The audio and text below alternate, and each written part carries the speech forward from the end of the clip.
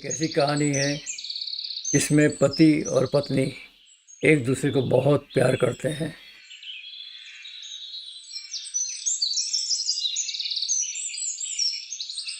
धर्मेश और गोपी husband wife है।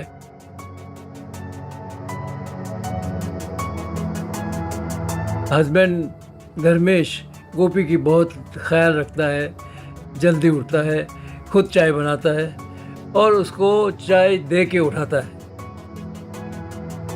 एक दूसरे को बहुत प्यार करते हैं।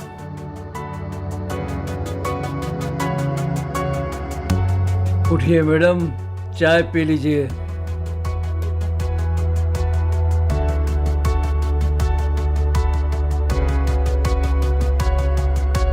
गोपी कहती है कि अपने को शादी करके 6 साल हो गए, लेकिन रोज मुझे चाय पिलाने का क्रम आपका कभी टूटा नहीं। धर्मेश कहता है कि ये मेरा क्रम नहीं, ये मेरा प्यार है और मेरे प्यार की तौहीन मत करो। तो वाइफ बोलती है फिल्मी डायलॉग कम करो और जल्दी नहाने जाओ क्योंकि तुम्हें ऑफिस भी जाना है। चल अभी जल्दी करो, मेरे ऑफिस जाना है। और तुम एक काम करना, वो कहता है कि तुम डॉक्टर के पास जल्दी जाना और देखना कि अपने 6 साल हो गए बच्चा क्यों नहीं हो रहा है। तो गोपी कहती है कि इस तकलीफ मेरे में ही होगी क्योंकि भगवान हमको सब सुख दिए हैं, लेकिन कुछ एक चीज़ तो रखता ही है। तो धर्मेश कहता है कि पहले ही तो नक्की कर लिया, पहले तो वो रिपोर्ट तो आने दे। और तुमको तो खबर है कि आजकल विज्ञान कितना आगे बढ़ गया है, हर चीज की प्रॉब्लम सॉल्व होती है। लव यू बोल के ऑफिस चला जाता है। धर्मेश ऑफिस से वापस आता है और वाइफ को पूछता है कि तुम डॉक्टर के पास गई थी? हाँ, क्या कहा डॉक्टर ने? मैंने कहा था ना कि प्रॉब्लम मुझ में ही है। डॉक्टर ने कहा कि बीज ही नहीं बनता है, तो 2 महीने की दवा दी है। अगर 2 महीने में कुछ हुआ तो ठीक है, नहीं तो फिर अपने को ऐसे ही करना पड़ेगा। नहीं मतलब क्या, अपने को आखिरी जिंदगी बिना बच्चे के रहना पड़ेगा। ऐसे रो मत और ऐसे बेवकूफ़ी सी बात करती हो। आज तो दुनिया के बहुत सारे रास्ते हैं बच्चा पैदा करने के। तो गोपी कहती है कि आज तुम्हारा एक काम हो सकता है कि मैं तुम्हारा दूसरा लगन करा देते हैं ताकि बच्चा हो जाएगा। तुम्हारा और मेरे बीच में कोई तीसरा आए वो मैं सहन नहीं कर सकता, और नहीं मुझे इस तरह से कोई बच्चा चाहिए, मुझे सिर्फ तुम चाहिए। और ये समझ लो मैं मेरा प्यार बेचना नहीं चाहता। और वो बोलता मुझे बालक नहीं चाहिए, बच्चे नहीं चाहिए, मुझे सिर्फ तुम चाहिए और तुम्हारा प्यार ही मेरे लिए सच्ची जिंदगी है। ऐसा होगा तो हम टेस्ट ट्यूब बेबी करा लेंगे और नहीं होगा तो हम अनाथ आश्रम से कोई बच्चा ले आएंगे। अभी तो खुश हो ना। और बच्चा ही जिंदगी में सब कुछ थोड़ी है, हम दोनों का प्यार ही सब कुछ है। और ये कुछ नहीं होगा तो हम अनाथ आश्रम से बच्चा ले आएंगे।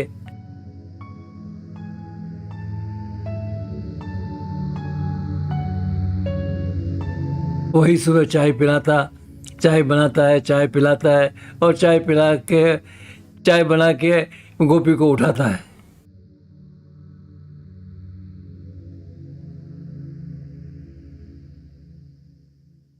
गोपी कहती है कि आज बहुत जल्दी उठ गए, अभी तो 6:30 बजे है। अरे आज तो वो बोलता है कि आज तो मेरा ऑफिस थोड़ा जल्दी जाना है, मैं नाश्ता वहीं कर लूँगा और तू फिक्र मत करना।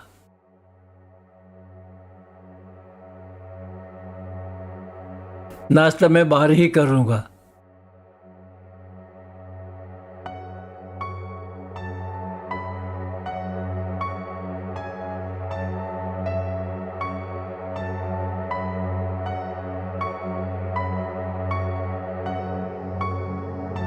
अब घर में घंटी बजती है और गैस ठीक करने वाला आदमी आता है। तो वो कहते हैं आइए देख लो, आप गैस देख लो।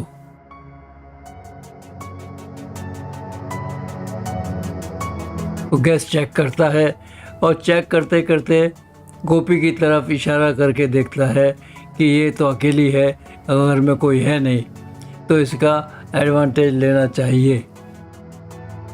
तो गैस को ठीक करता रहता है और बार बार गोपी को देखता रहता है, क्योंकि उसके मन में खोट आ चुकी है। गोपी बेचारी बैठी हुई देखती है कि चलो ठीक कर रहा है, पर उस आदमी के दिमाग में तो कुछ और ही चल रहा है।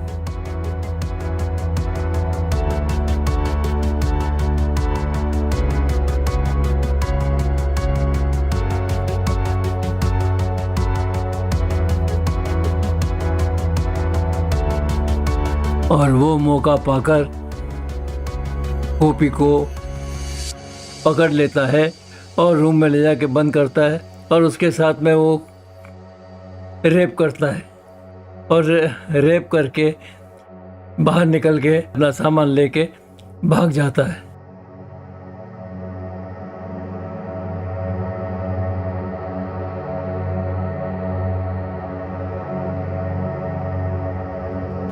गोपी बाहर निकलती है उसके बाद में और अपने हस्बैंड को फ़ोन करती है कि मेरे साथ में ऐसा कुछ हो गया है, तुम जल्दी घर आ जाओ।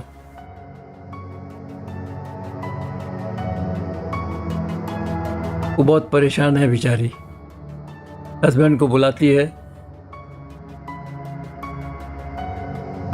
धर्मेश जाता और पूछता हुआ क्या ऐसे कर, तो गोपी बोलती है कि मेरे साथ में वो जो आया था गैस चेक करने के लिए, उस आदमी ने मेरे साथ में गलत काम किया और मैं मजबूर थी, मैं कुछ नहीं कर सकी और उसने मेरे साथ में ये कर दिया।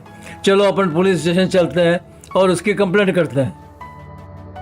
लेकिन धर्मेश कहता है कि अगर हम पुलिस स्टेशन जाएंगे तो हमारी बदनामी हो जाएगी, या सोसाइटी में सब लोग तुम्हें देखकर अजीब अजीब तरह से देखेंगे, इससे अपना कैरेक्टर ख़राब हो जाएगा। हम एक दूसरे के लिए बने हुए हैं तो हम तो उसमें रहेंगे, उसको भूल जाओ, समझ लो कि एक बुरा सपना आया था और हमारे उस सपने को भूल जाना ही अच्छा है।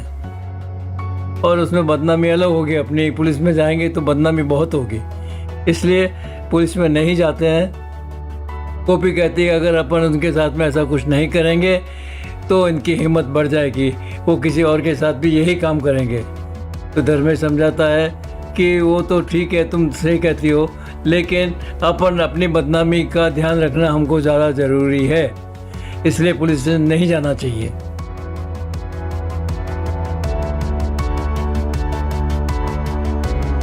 और ये सब कुछ भूल के रूटीन लाइफ की तरह जीना शुरू कर दो। जो हो गया उसको भूल जाओ।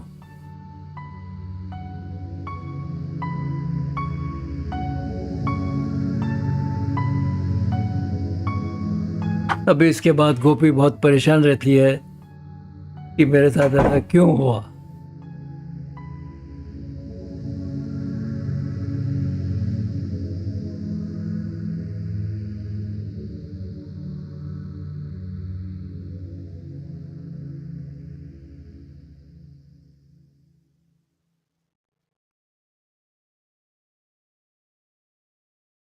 लो सो गया, मेरे को गुड नाइट बोले बगैर सो गया।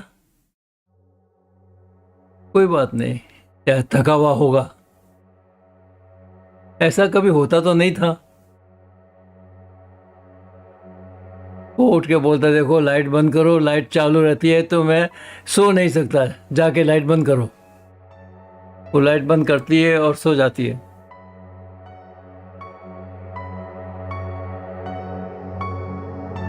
दूसरे दिन वो उठता है,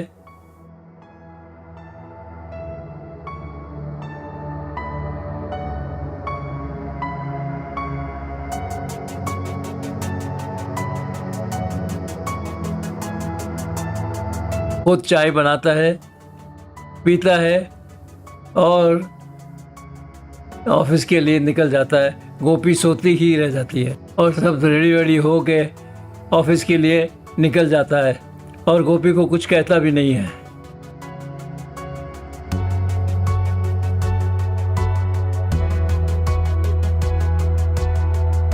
नींद खुलती है तो देखती है कि धर्मेश है ही नहीं।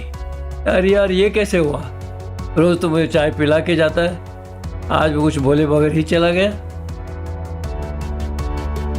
सब जगह ढूंढती है और उसको फील होता है कि कुछ समथिंग इज रॉन्ग समवेयर। देखती है कि चाय पी है, चाय बनी है, चाय पी के चला गया और मुझे पूछा तक नहीं।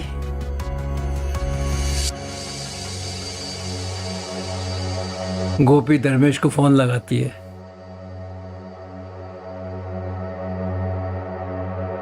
तो कहती है कि तुम नाश्ता किए बगैर ही चले गए और मुझे कहा भी नहीं।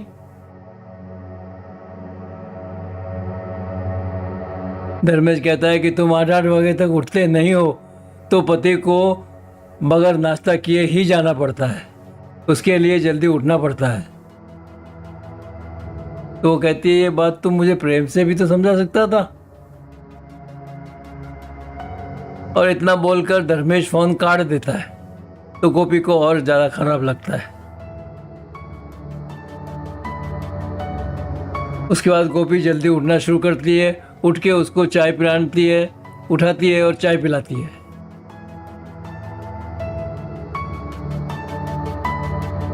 पर उसका एटीट्यूड जो है वो पहले जैसा नहीं होता है। ये गोपी महसूस करती है। वो बहुत कोशिश करती है कि जल्दी उठती हूँ, जल्दी नाश्ता बनाती हूँ और सब ठीक ठाक हो जाए, कोशिश करती रहती हूँ।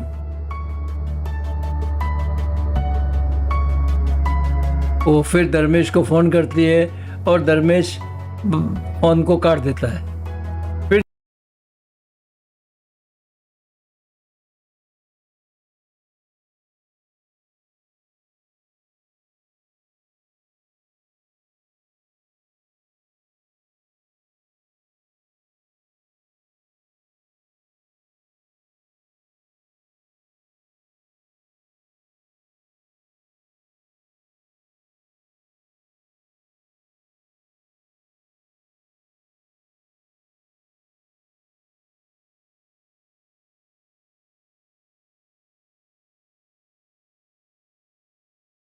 धर्मेश घर आता है। गोपी पहले की तरह उसे पानी पिलाने की आती है और सोचती है कि शायद ये ठीक हो गया होगा।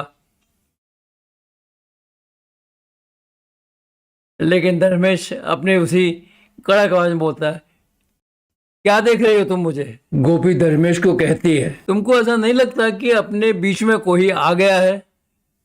नहीं तो मुझे ऐसा कुछ नहीं लगता, ऐसा धर्मेश कहता है। अपने बीच में पहले जो आदमी आया था वो आ गया है। मैंने तो उसको कोई इनविटेशन दे के बुलाया नहीं था, मेरा कोई बॉयफ्रेंड नहीं था, मेरा लवर भी नहीं था, तो उसके पाप की सजा मुझे क्यों मिल रही है? तुम पहले जैसे धर्मेश नहीं रहे। मैंने तो तुमको पहले भी कहा था कि चलो पुलिस स्टेशन चले, लेकिन तुम्हारे पास में टाइम कहाँ है? जो कुछ हुआ वो मेरे साथ हुआ है ना, मेरे पर क्या बीती होगी ये तुम सोच सकते हो? मैं कितनी तकलीफ में सोच रही हूँ हर बात को। तुमको तो अपना वही कि मेरी पत्नी के साथ में ऐसा कुछ किया तो वो पवित्र थी जो अब अपवित्र हो गई है। कितना अच्छा सुखी संसार था, पहले तो बालक से वंचित रखा अपने को और अब जो प्यार था उसको भी ले लिया। हे भगवान, एक साथ सब ये दुख दे दे प्लीज़, ताकि मैं ये सब दुख सहन करके तेरे पास आ जाऊं। ये बात सब सुन के धर्मेश को बहुत फील होता है और वो गोपी से माफ़ी मांगता है कि प्लीज़ गोपी मुझे माफ़ कर दे, मुझे इतनी प्यार करने वाली बीवी के साथ में ऐसा कुछ नहीं करना चाहिए था। भगवान मुझे माफ़ कर देना, गोपी तू भी मुझे माफ़ कर देना प्लीज़। मैं आज के बाद में अपने आप को पहले जैसा ही बना के रहूँगा। गलती तुम्हारी नहीं, गलती मेरी है और मैं तुम्हारे साथ में पहले से ज़्यादा प्यार करूँगा। Please love me, I love you. इसके बाद धर्मेश रियलाइज़ करता है कि मेरी पत्नी मुझे कितना प्यार करती थी और कर रही है। फिर वो दोनों आपस में पहले जैसे हो जाते हैं और हर आदमी को यही सोचना चाहिए कि इसमें उसकी बीवी की कोई गलती नहीं। ये एक इंसिडेंस था जो निकल गया। हम पति पत्नी एकदम एक दूसरे के लिए बने हैं और एक दूसरे के लिए ही रहने चाहिए। इस कहानी से हमें ये सीख मिलती है कि दो प्यार करने वाले हमेशा प्यार करते रहना चाहिए और एक दूसरे पे विश्वास रखना चाहिए।